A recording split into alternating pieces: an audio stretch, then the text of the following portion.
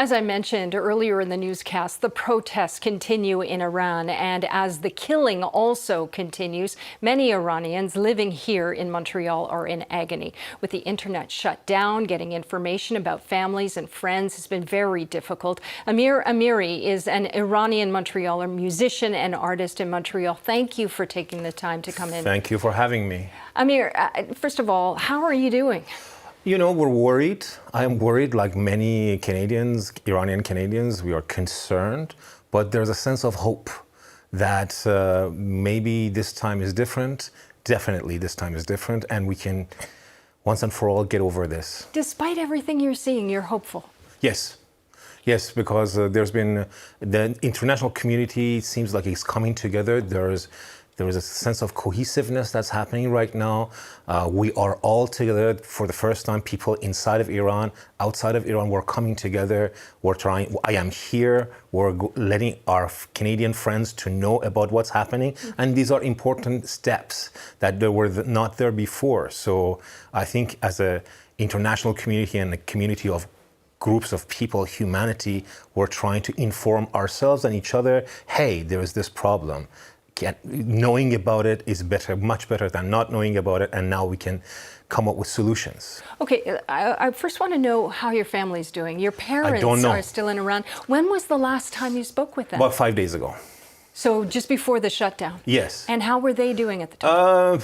You know, they were saying that things are on the edge, and it's, you know, we had the normal conversation, of course. There's always this fear of being controlled and things like that. And my parents are pretty old, you know, so it's, yeah.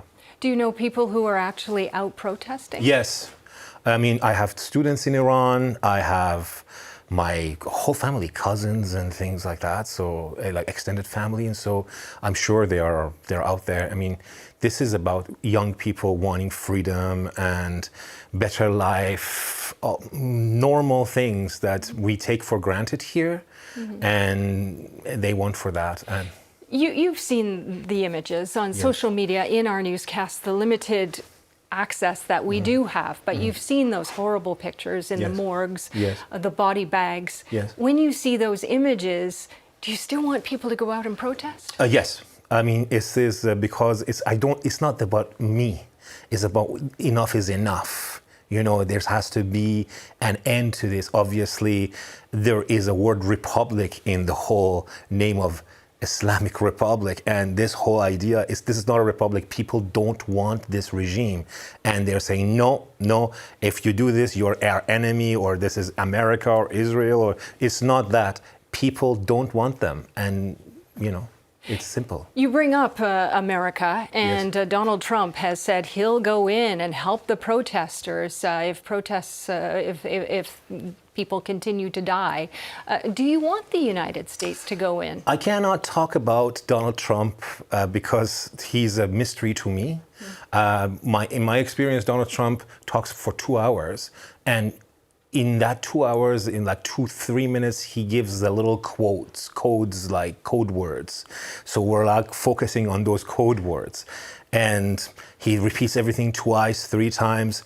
I want my people, Iranian people, to be free. I want them to live well. Whatever it takes, let that be. And what can Canadians do? I mean, we have imposed sanctions against... Yes. Canadians are doing super well. I think that they were the first country that they cut ties with, one of the first. And of course, what happened to the flight Boeing 747 in Tehran that shut down, many Canadians there. So Canadians are used to this. It seems like they're more involved with that. This is not a new news, but it's a continuation of the efforts that's been supporting the Iranian struggle. I think that bringing the international community together and stepping outside of this condemning and more action. Okay, we know we can condemn things, we can send emails, we can do these things. It's now time for action. However, that would be cutting ties, G7 coming together, doing something that is cohesive, that can put pressure on Islamic government. Amir, I hope you hear from your family soon. Thank you very much. Me too. Thank you for coming in. Thank you so much.